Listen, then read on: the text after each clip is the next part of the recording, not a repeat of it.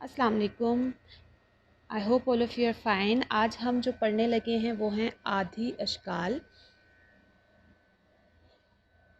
ये जो आधी अशकाल हैं बेसिकली ये बहुत इम्पॉर्टेंट है टू लर्न जब भी आप उर्दू के अल्फाज साजी की तरफ जाएंगे। सबसे पहले तो आप अपने बच्चों को सिखाएंगे जो बेसिक हरूफ है जैसे अलिफ बे, और उनकी अच्छी से पहचान करवाना सबसे ज़्यादा इम्पॉर्टेंट है। उसके अलावा कायदा में आप अलिफ से अनार, बे से बिल्ली, ये डिफरेंट वोकेबलरी वर्ड्स अपने बच्चों को सिखाते जाएंगे। The next level when you come when the अलिफ बे पे ऑल टिल ये इज़ कम्प्लीटेड, उसके बाद जो अगली चीज़ सीखनी इम्पॉर्टेंट है वो है आधी अशकाल। आधी अशकाल बेसिकली क्या है कि जब भी हम हरूफ की मदद से अल्फाज बनाएंगे तो हम आधी अशकाल का इस्तेमाल करते हैं। फॉर एग्ज़ाम्पल अभी मैंने ये एक वर्ड लिखा है हरूफ। This word is made up of 4 letters.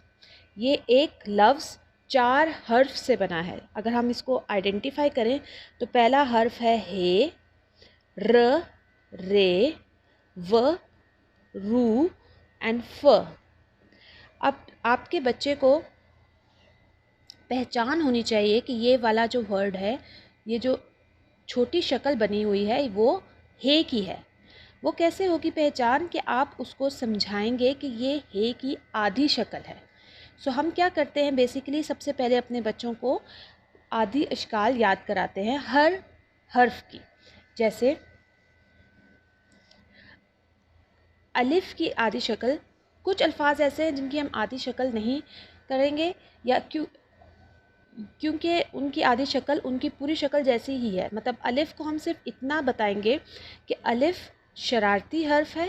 And शरारती हर्फ क्या होता है? वो ऐसा हर्फ है जो अपने से आगे किसी भी हर्फ को जुड़ने नहीं देता, जुड़ता नहीं है। अपने से पीछे वो तमाम हर्फ के साथ अटैच हो सकता है। फॉर एग्ज़ाम्पल अगर आप लिखना चाहें बे अलिफ बे, जो पीछे वाला बे है वो अलिफ के साथ अटैच हो सकता है, बे और अलिफ। लेकिन जो अलिफ के बाद वाला बे है वो अलिफ के साथ ऐसे जोड़ के नहीं लिखा जा सकता। आप उसे कैसे लिखेंगे कि पीछे वाला बे अलिफ और बे अलग से। ओके, आज का सबक बेसिकली अल्फाज साजी नहीं है, बेसिकली है आधी अशकाल। हम वन बाय वन आधी अशकाल पढ़ेंगे। अलिफ़ की आधी शक्ल बेसिकली वैसी ही है जैसी उसकी पूरी शक्ल है। Coming to the family of बे, बे के ख़ानदान की बात करें तो इन सब की आधी शक्लें, जैसे इनकी हम पूरी शक्ल की बात करते हैं तो सबकी शक्लें सेम हैं, सिर्फ नुक्तों का फ़र्क है। बे, पे, ते, टे, से। शक्ल बनाने में बिल्कुल सेम है, बस नुक्तों का फ़र्क है। बे में एक नुक्ता नीचे, पे में तीन एंड ते में 2 नुक्ते ऊपर एंड टे में तोएं ऊपर एंड से में 3 नुक्ते ऊपर।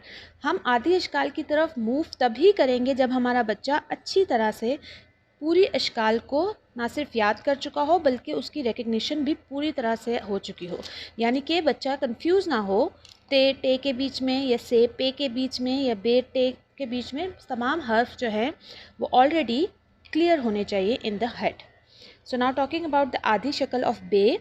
आधी शक्ल हम बेसिकली बच्चों को क्योंकि फ़न तरीके में पढ़ाना चाहते हैं तो हम कह सकते हैं कि हम बे के सिर्फ हेड बनाएंगे। Only the head of the बे and the dot, that is the आधी शक्ल। अब तमाम की आधी शक्ल सेम होगी और उसी तरह जैसे पूरी शक्ल में सिर्फ फ़र्क किस चीज़ का होता है? नुक्तों का। इसी तरह यहाँ पर भी फ़र्क सिर्फ नुक्तों का ही होगा। बे की 1 नुक्ता नीचे, पे का 3 नुक्ते नीचे, ते के 2 नुक्ते ऊपर, टे, तोएं एंड से की 3 नुक्ते ऊपर।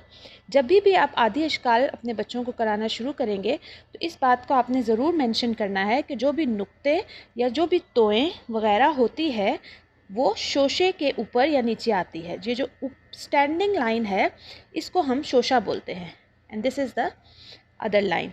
द स्टैंडिंग लाइन के नीचे नुक्ता होना चाहिए, क्योंकि जब हम हरूफ साजी करेंगे उस वक्त ये चीज़ बहुत इम्पॉर्टेंट होगी कि आपका बच्चा जो भी हर्फ की आधी शक्ल लिखे, उसके नुक्ते या उसके टोए वगैरह सब जो है वो स्टैंडिंग लाइन के एग्जैक्टली नीचे या ऊपर होने चाहिए।